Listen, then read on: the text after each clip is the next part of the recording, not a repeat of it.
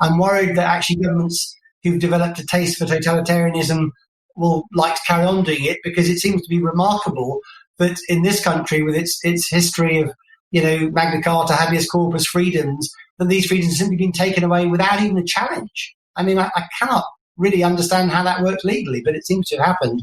It's difficult to know. I think the evidence is there in front of our eyes for people to see that this is not the threat it was built up to be, that it's within the envelope we normally live with, that in fact doing nothing would be fine. The fact is, a lot of the things we like doing, going to restaurants, going to the cinema, going out for coffee, going to the shops, cannot be enjoyable and cannot be enjoyed in a humanly normal way without getting rid of this. One of the things that worries me about the current climate that we've had over the past few weeks and months is precisely that kind of attitude where safetyism and a desire to remain safe at all times, which apart from anything else is a bit of an illusion, but that desire seems to override everything else in terms of evidence, in terms of the enjoyment of life, in terms of the ability of people to go to work even. To what extent do you think the past few months, obviously this has been a very complex period and it'll be worth us talking about it in depth, but to what extent do you think government policy and public attitudes have been driven more by a culture of fear and a desire for extreme safety rather than by rational evidence? I think this COVID crisis has been brewing for a lot longer than the last few months. It's been brewing for the last 2 or 3 decades. And it's encapsulated in something called the precautionary principle. And the precautionary principle is otherwise sometimes known as the better safe than sorry principle. And it basically says that if there's even a suggestion of any potential harms to human health or life or the environment, that you should take avoiding measures without having sure scientific knowledge of the mechanisms of the way that the harm may occur, and without even a full assessment of the precautionary measures you're taking. It's regarded as better to take precautionary measures than not. And so, but my point would be that better safe than sorry is only any sort of reasonable guidance to life if you know what you mean by all 3 terms, if you know what you mean by better and safe and sorry. And I think the lockdown is a just classic case in point. So I think the COVID crisis has been brewing for a long, long time, and it's finally hit the jackpot with this one. And I think it's hit the jackpot by a combination of a sensationalist media, of a hugely risk-averse government that doesn't want to be blamed for anything, and of scientists who are happy to go along with that principle. It takes much more courage, I think, to stand up and say, well, we really don't know about this, so we shouldn't do anything, rather than say, oh, yes, let's impose these things on everybody, let's do all this thing. And I think that the lockdown is a clear case in point. The government was panicked into taking these measures in the face of a new virus. And yes, it's quite a nasty virus in the same way that flu is quite a nasty virus. But it is clear to me from the evidence that we've got that this virus is not outside the envelope of other years when we have a bad viral epidemic of respiratory disease. It's not outside that envelope. It's about 8th in terms of deaths in the last 27 years. So the point is they were panicked because of pictures and because of sensationalist reporting of this in the beginning. They went into lockdown on a purely precautionary principle basis. So we didn't know really what the virus was doing at that stage, whether we were frightened it might be bad. We went into lockdown without any assessment whatsoever, as far as I can see, of the effects of lockdown. Nothing was assessed on that beforehand. And that violates a key principle of medicine. And a key principle of medicine laid down by Hippocrates in about 400 BC is first do no harm. So basically, you don't leap in and chop somebody open with your surgeon's knife, and you don't give them medicines unless you know that what you're doing is going to be better for them than what they're facing. So there will be direct health consequences of simply the economic downturn, which will play out over the next few years. Now, none of this was assessed. So when people say better safe than sorry, I'm sorry, guys, it's not as simple as that. You have to assess what you mean by better, what you mean by safe, and what you mean by sorry. And if you don't have a clear handle on those words, you should be very, very cautious, in my opinion, before you do anything. But in a normal time, people who assured the public that a particular disease or a particular threat was not necessarily as bad as they thought it was, people who did that would be looked upon in a positive light. They would be seen as being reassuring, helpful, putting people's minds at ease, and allowing people to get on with their lives within reason, despite the existence of a new threat or a new disease or a new virus. But you will know this yourself. Over the past few months, the opposite has been the case. And people like you and others who have said, listen, let's put this into perspective. Let's look at the broader picture. Let's really try to assess how serious this virus is, whether it's as deadly as we have been told. People like that have tended to be demonized. And I wanted to get your overview on how problematic you think COVID-19 is. So one thing you wrote, which was very striking, which was the most common symptoms are not fever, cough, headache, and respiratory symptoms. They are no symptoms at all. And around 99% of those who catch this virus recover. That's something it's really worth people knowing, isn't it? And could you just describe in a bit of detail how you see coronavirus in the scheme of things in terms of the threat to human health? The striking thing about this disease, it seems to me, is the evolution of perception of the disease, at least not in the public sphere, because the government, having taken a particular perception of this disease in the first place, so they bought the scary pictures that were coming out of various places around the world, from China and from Italy and from New York and places. They bought a very alarmist and totally inaccurate WHO prediction of 3.4% mortality, and they suddenly enacted these gross distortions of personal freedom and the way that the world works.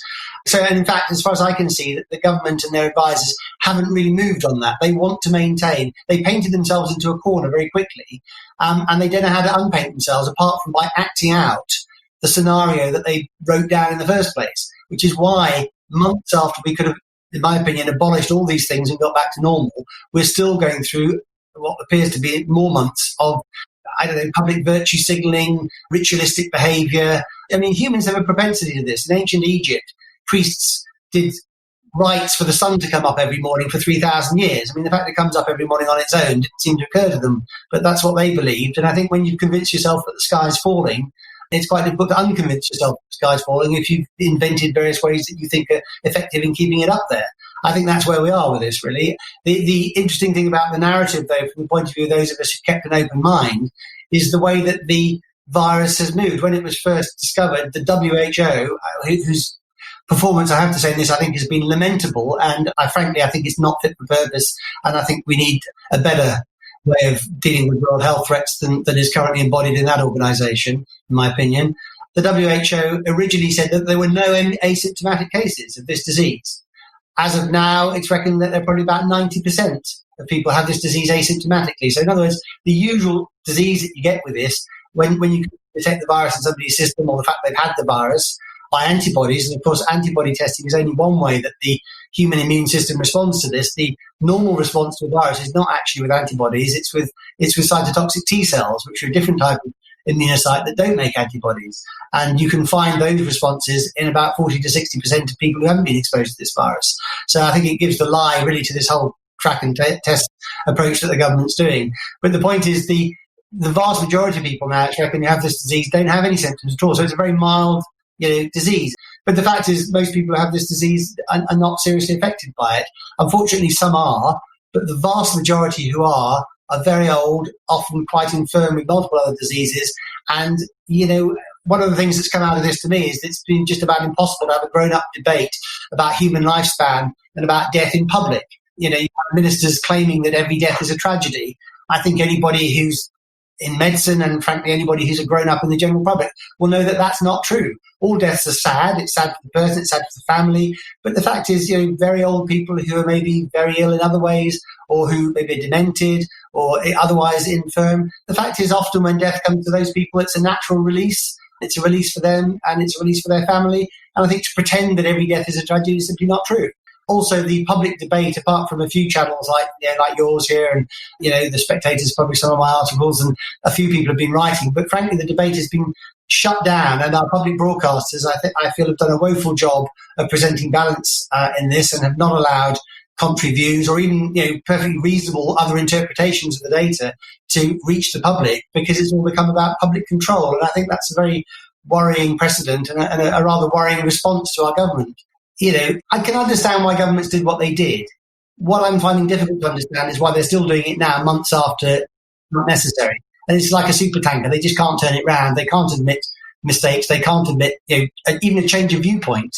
And the scientists, the so-called scientists, in my opinion, are guilty of, they don't want to face up to the fact that they called this wrong. I think one of the chief things we need to have a reckoning with is the switching off of healthcare to so many people who had conditions other than COVID-19, which I think was unforgivable and will have devastating consequences. It's still ongoing now.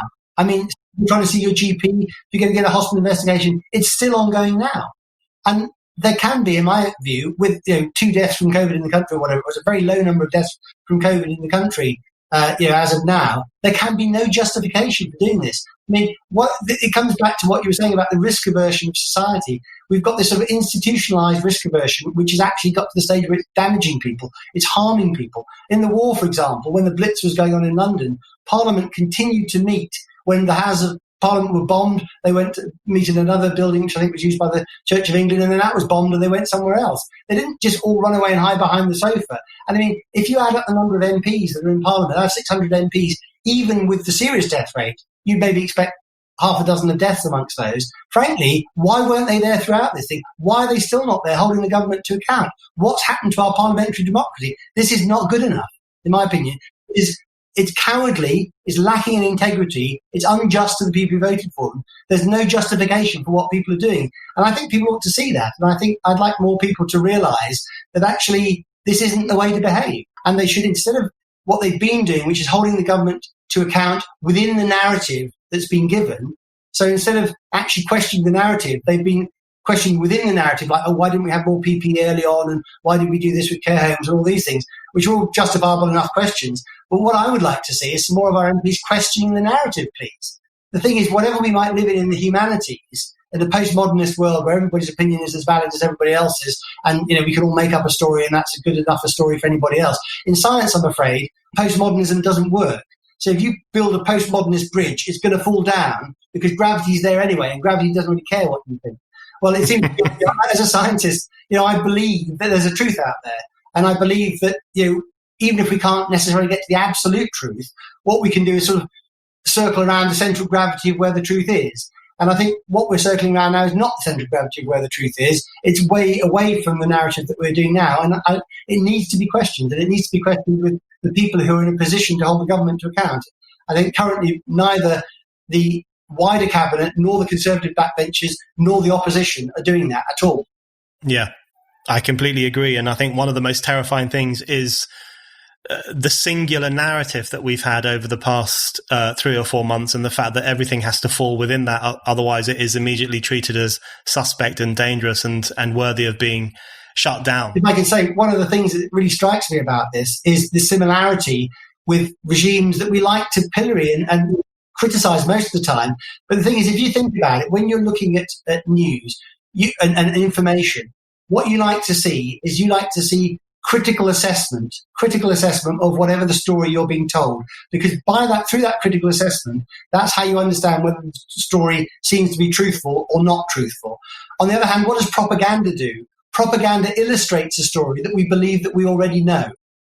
I think what we've been watching on our television screens for the last 4 months has been nothing other than propaganda. We've been told what the story was, what the narrative was, and everything that's been broadcast and most of the things that have been written have simply been illustrating that. That's not news as we know it. That's propaganda. And again, it's a bad thing, and we should be challenging it more. So actually, it is a pretty unpleasant perspective on what's been happening, that we're being kept in an unnecessary state of constraint by things that are not true. And the more people who realise this, I think the more people who find ways of understanding what's been happening and hear things and start questioning for themselves, hopefully it'll get a head of steam and we'll be able to challenge it. But it's proven very difficult to reignite rational discussion, as it seems to me.